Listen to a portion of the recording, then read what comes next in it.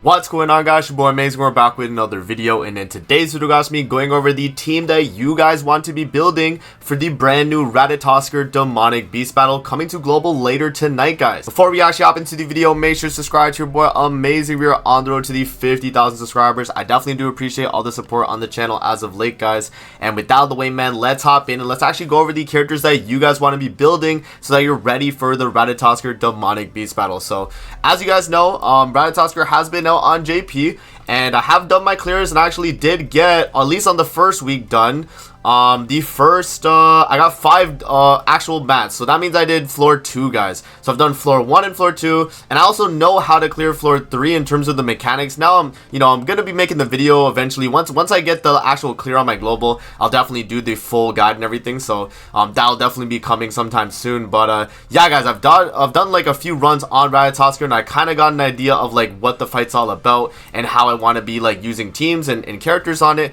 And so I wanted to recommend you guys the teams that you guys want to be building for this specifically, and the only one that I've really seen work so far. So hopping back onto my global here, and I already have the team pretty much ready because I am going to be using it the moment the update's available. I'll probably start streaming on Tuesday, and then Thursday, Friday I'll do the rest of the stream, see if we can beat it within that time. But yeah, guys, this is the team right here. So we have DK Meliodas, we have Sweet Jelly King, we have LR Elizabeth, and we have Green Ragnarok Merlin. Now you guys might be wondering, Amazing, why are we running this assortment of characters? Let me explain why, and you guys will have to hear me out on why these characters are valuable for the team. So starting off with DK Meliodas, the reason why we are bringing this character is because he is one of the best damage dealers we can actually bring for this fight. And one thing in his passive that's going to be really nice is the auto cleanse that he gets every single turn. So I forget where it is in DK Melly's passive, right here. So Protection of the Demon King removes 1 debuff from each ally at the start of the ally's turn, and the hero gains dark energy equal to the number of debuffs removed. So that is very important, because there's a lot of phases in this fight where he'll just ult you and you'll get petrified on all your characters, or he'll do an attack and you'll get a bunch of debuffs on you. And this is really nice because Melly will be able to rank up his skills, which is part of his passive there, and he'll be able to deal out a ton of damage, whereas like everyone else on this team isn't really a damage dealer, right? DK Melly is your main damage dealer on this team, and so you're definitely going to be want to build this character and run him for the fight. Now, in terms of the actual gear setup that you guys want to be using on this fight, guys, is going to be attack, crit, resistance. Now, don't be worried about the gear set that I have here. This is actually our gear that I did engrave for my Freyr back when Skull and Hottie was when it originally came out. So obviously this would be our gear, and then this is SSR UARD. But yeah, you don't have to do all of this. I think regular crit resistance gear, like if you did it the way I have my crit defense pieces, that's completely fine too. You could have R on both sides, and you don't have to engrave it or anything like that. But yeah, you do want to have crit resistance on your gear set, guys, because it's going to be very important that you're not getting crit on, right? So I have 170% critical resistance on DK Meliodas. That's going to be really nice if he's able to tank. And as you guys can see on both the pieces here, we have rolled for crit resistance with the 2-piece crit resistance. And then yeah, obviously the 4-piece attack is going to be your 15% rolls on your Meliodas. This is a given, guys. You definitely want to have that sorted out. And yeah, he's going to be very important for this fight, and your only real damage dealer that you're going to be using. Now, moving on to the next character on the team here, guys, we're going to be rocking Jelly King. And the main reason why Jelly King is such a valuable character for this fight is mainly talking about his passive right here. So for every applicable ally, increases those allies' basic stats by 8% and increases the hero's damage dealt by 30% when attacking debuffed enemies. This is really nice because look at how many 7 Deadly Sins characters we're running on the team. We're running Merlin, which is 1, we're running King himself, which is 2, and then Melly, which is 3, which means that we're getting 24% basic stats for the team, guys. That is pretty nice, right? So we have that. And then the other really important thing is actually going to be King and his Relic, because his Relic actually applies bleed for 2 turns on all target attack skills. And as you guys can see right here, he does have 2, which is his ultimate, and then he does have on his AoE. Now, you guys might be wondering, Amazing, why is, bleed an important effect for this Demonic Beast battle? Well, the thing is, guys, I don't know if you guys know, but Ratatoskr and the way the fight actually works is that you need to have bleed, shock, and poison debuffs across all your characters, other than obviously, like DK Meliodas and like LR Elizabeth. You're not going to have it on those characters, but in general though, you want to have the skills, right? So having the skills are going to be very important. Now on global here, as you guys can see, you can read the skills here for King, and you'll see that he has poison, he has bleed on his AoE because of the holy relic, And then our last character at the very end here, which we will go over a little bit, in depth. But Merlin here actually has Shock, so we cover all 3 of those debuffs, and so that's why we're bringing King, because, he does 2 of the debuffs that we need, he gives basic stats to the team, and he pretty much fills that slot that we need for the team, guys. So Jelly King is going to be a very valuable character for that. He has the bleed, he has the poison, and he is very, very strong. So obviously that is very nice. His ultimate is also very good. If you have a higher dupe on this character, he gets damage reduction, and he also deals an additional effect because of the Abyss, and actually can come in clutch on the Ratatoskr Demonic Beast, because it is just a very strong ultimate effect in general. So definitely a really, really good character for this fight, and another character I'm going to recommend you guys build. Now in terms of the gear, we're going to be rocking HP crit resistance, and again, as I mentioned with the Demon King Meliodas, you don't need like SR engraved gear for King. You don't need SSR pieces here. You can make R pieces of gear and just roll them for critical resistance. Just make sure you have 2 set critical resistance, and your crit resistance itself is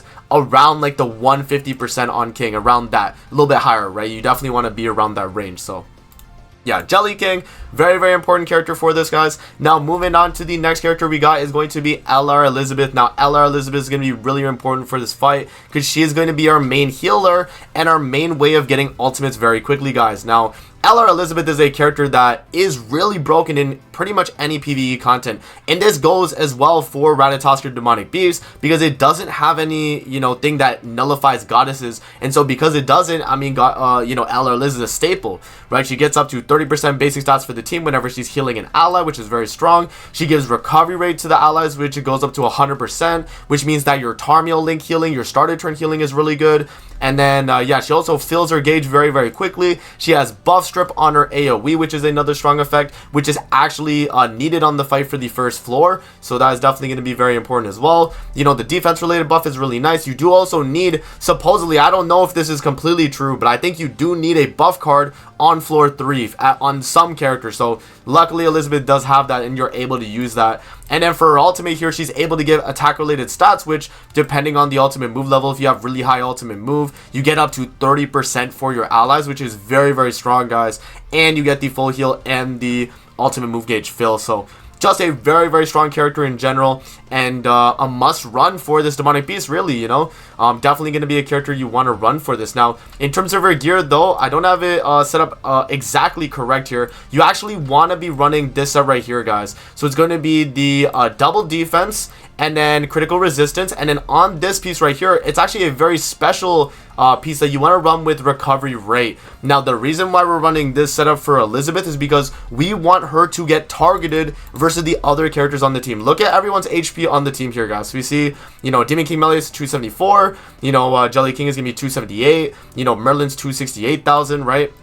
Elizabeth has to be the lowest HP, and the reason why we make her the lowest HP is so that she gets targeted. We don't want these characters to be taking damage as much as Elizabeth. She can be the one that takes the brunt of the damage, and she'll heal it back because she has Tarmiel Link, and so that's why we're running this gear set. And then as you guys can see, we're running the double defense and then critical resistance as well to make it so that they cannot crit us. And if we look at the crit resistance stat, we're at 182%, so it's going to be very hard for the boss to get those crits on Princess Elizabeth, and she'll be completely fine throughout most of the fight, guys. So definitely the gear set that I'm going to recommend here, and it's going to be the double defense and then critical resistance on these rolls. And then make sure that your rune is also recovery rate rolls as well, so it's going to help you for lowering your HP for Elizabeth to be targeted easier. And then also the fact that you're getting extra starter turn healing with the Tarmiel Link, and also just when your turn does hit and you start a turn heal. So yeah, LR Elizabeth, staple character, must run character, guys, and I definitely do recommend you build her as well for this Demonic Beast.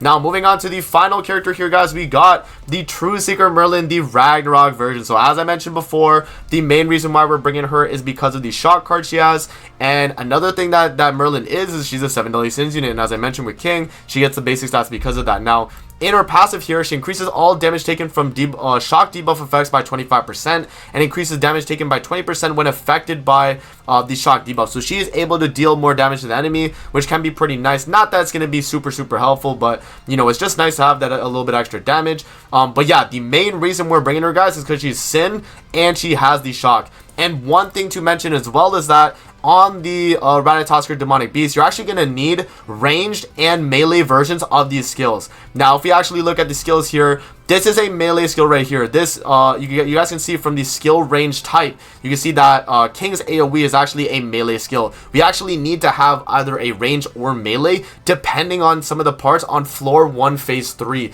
And so because we have a melee bleed, which is going to be because of the Holy Relic, right, we are able to apply bleed on all target attacks. We also do have a ranged poison card, and then remember, Merlin's card is actually a ranged shock. So we have 2 ranged cards and then 1 melee, guys. So that's the way we're going to get through that final phase of floor 1, is going to be because we're going to alternate between, you know, King AoE and then a Merlin AoE, and then back to a King AoE, and then a King Poison, and that'll be how we actually kill that final phase of floor 1 using that technique. So yeah, that's also part of it as well. So you definitely want to have characters that have, you know, mix of range and melee skills. Is going to be pretty important. So there we go, guys. And then in terms of the gear set for Merlin, we're going to be rocking HP critical defense. And the main reason why we're running critical defense on Merlin is because her crit resistance just isn't that great. So we have to buff the critical defense as much as possible so she's able to tank the crits, which is definitely going to help us out a lot more. So yeah, in terms of the rolls, just critical defense rolls on the gear. Nothing too special on that. Everything else is your standard attack rolls and HP rolls.